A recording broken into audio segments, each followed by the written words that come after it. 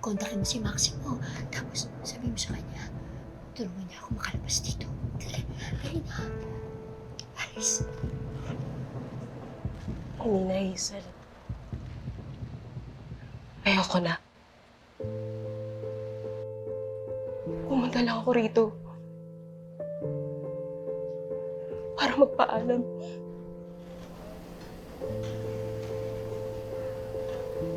Tinatalikuran mo ako? Hindi mo ako pwedeng talikuran, Alice. Hindi mo ako pwedeng iwanan sa ere. Ikaw na lang meron ako. Nakalimutan mo na ba lahat ng mga ginawa ko sa'yo? Nasa Saudi tayo. Tinulungan kita. Lahat ng mga kapalpakan mo, ako sumalba sa'yo. Nakalimutan mo na kagad yun? Hindi ko nakakalimutan yun. Pero siguro,